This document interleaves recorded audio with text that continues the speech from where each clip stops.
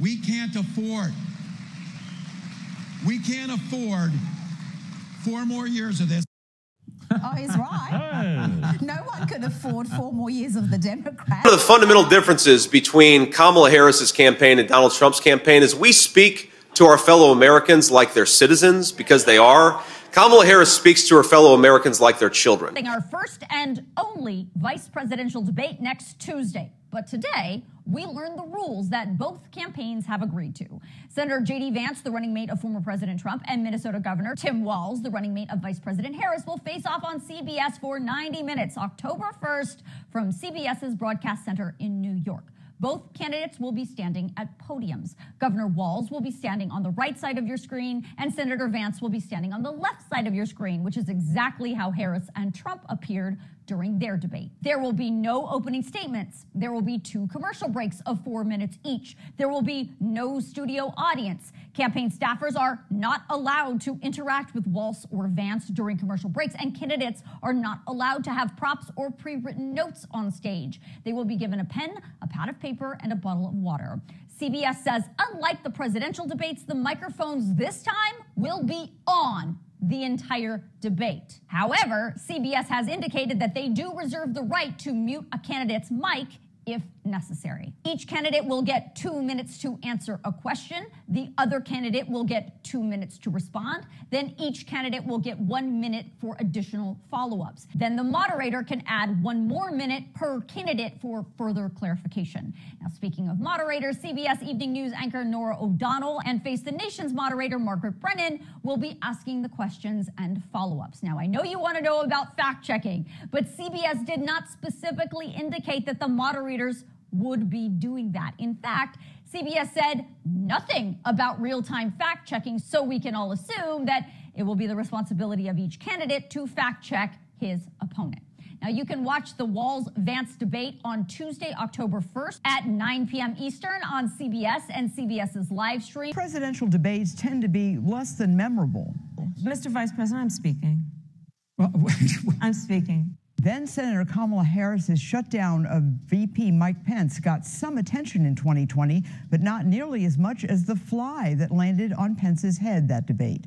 And in a toss-up 2024 race, will a debate by the number 2s make a difference in determining who comes out number 1 in November? Good evening and welcome to Talking Points. I'm Esme Murphy. On October 1st, 2 men fighting for the job that puts them a heartbeat away from the presidency will take the debate stage in New York City. They will be making the case not just for themselves, but for their presidential candidates. Before being named to national tickets, neither of these candidates was well known outside their home states. Governor Tim Walz, despite his 12 years in Congress and 6 years as governor, had little of a national profile. Vance did have a recognition edge, having written a best-selling memoir, Hillbilly Elegy, that was later turned into a movie about his difficult childhood in Appalachia. Polls show Vance has had a rockier national rollout than Walz. A recent USA Today poll found 48% of likely voters viewed Walz favorably and 36% viewed him unfavorably. That's compared to 37% who see Vance favorably to 49% who see him unfavorably. Vance faced off in several primary and general election debates in Ohio's 2022 Senate race. Walz, running for re-election as governor in 2022, agreed to only 1 debate. Tonight, we will preview the vice presidential showdown. Let's start with political analyst Larry Jacobs. Well, joining us right now is Humphrey School professor Larry Jacobs. Thank you so much, Professor, for coming on. Good to be with you. All right, the vice presidential debate. Give us some perspective. Historically, what does this mean? And what does this mean for J.D. Vance and Tim Walz? This is a huge moment. The race between Kamala Harris and Donald Trump is basically a toss-up at this point. You got a lot of folks kind of, teasing out what the polls are saying, but the polls are saying toss-up. And the race is within the statistical margin of error nationally, and then when you go into the so-called battleground states. So a strong performance next week by either Vance or Walz could make a small difference and tip the election. They're going to have tens of millions of people watching them, perhaps a bit less than the Trump-Kamala Harris debate, but a huge opportunity for one of the candidates to tilt the election. And so you're saying it's because it's so close that something little that might not have made a difference in years past could make a difference this time. Exactly. We have had moments in the vice presidential debates where the so-called undercard surprises, and it becomes kind of a theme for the rest of the campaign. You can't predict that, but this could be a fiery debate. You've got two candidates who've been circling each other for the last month or so, and they've been laying out some very harsh lines of attack. I expect that to continue. You know, it's interesting when you look at approval ratings, J.D. Vance's are really in the tank. Tim Walz's aren't. It's not that he's has high a favorability rating, but he actually has a higher favorability rating than I believe Kamala Harris, Donald Trump, or J.D. Vance. What's going on there? Well, you know, Tim Walz had one of the greatest introductions as a candidate. First of all, he came on the national scene with very little political scar tissue. He was not well known. And so when he was welcomed as a coach, as a kind of school teacher, as a kind of regular guy, it really hit a spot. And I think with a wide number of Americans. So that was extraordinary. Whereas you look at the other politicians, they've been around the block, they've been beaten up, they've got plenty of scar tissue. Right, but J.D. Vance, J.D. Vance's upbringing is just as, if not more difficult, more difficult than what Tim Walz had. Tim Walz had what appears to be a loving childhood with some really difficult, tough times in Nebraska. But J.D. Vance was born into what sounds like abject poverty in Appalachia. Yet somehow J.D. Vance has been niched into this elitist mold. Is that just clever work by the Democrats, or what's happening there? Well, partly I think the Democrats have done a number on J.D. Vance. But J.D. Vance, as Tim Walz has been saying, went to Yale. He's been working as an investor banker. And, he doesn't fit the mold of an authentic Midwesterner. Whereas Tim Walz is presenting himself born, raised in Nebraska, school teacher, military, the National Guard. He's just laying out a more kind of familiar biography, and it's stuck. The Republicans have been really trying to tar and feather Tim Walz over his military record, claiming that he left the National Guard at a time just before his unit was going to be deployed to Iraq. They've been hot and heavy with this criticism. It doesn't seem to have registered at all. Is this sort of a false path that the Republicans are going down? Because it's going to come up again at this debate. It could well come up again. The facts on Tim Walz's record are pretty strong. He served for over 2 decades. He did come out of the National Guard just before deployment to Iraq, but it was to run for Congress rather than to kind of skip out on his colleagues. So I think, it makes it more complicated. J.D. Vance did serve as a Marine. He did go to Iraq, and so that's a stronger record. It's been a little difficult. He was a journalist. I mean, Walz has fired back saying, I applaud anybody who served and everybody who served. Thank you for your service. It almost seems like the way Walz has handled it has played better than what Republicans are trying to say about him. Yeah, I don't think this has been a score territory. I think the main focus of J.D. Vance's debate performance is going to be on Minnesota. It's going to be in Tim Walz as a governor and as a proven radical liberal. And they're going to be able to point to, sky-high spending, new programs, legislation that has allowed undocumented or immigrants to get driver's licenses. All of that is going to become part of the J.D. Vance attack. It's very telling that Congressman Tom Emmer from Minnesota is playing the Walz character in the debate practice for Vance. So to me, Minnesota is going to be in the national stage, and we may well take a black eye. Well, it'll be interesting to see. Thank you so much, Larry Jacobs. Always a pleasure to have your insights. Good to be on with you. Up next, Republican analyst Amy Koch. Republican perspective, what are you looking for in this debate between J.D. Vance and Tim Walz? Right. Well, what an exciting night we've got coming up, right? Has anyone prepared so much for a vice presidential debate. I bet there'll be parties all over Minnesota watching. Yes, they will. But, you know, there will, right? So this is going to be a very interesting debate. A lot of eyes on. There has been, you know, J.D. Vance has been in the news a lot lately for, you know, being awkward, being stiff, versus Governor Walz, who's gotten a lot of kudos for sort of his authentic, regular dad coach self. And so it is going to be very interesting to see Vance, like how he'll be able to push some issues and push some buttons while also still maintaining, you know, a comfortable, easy, get to know you level. Because I don't feel like America knows J.D. Vance yet.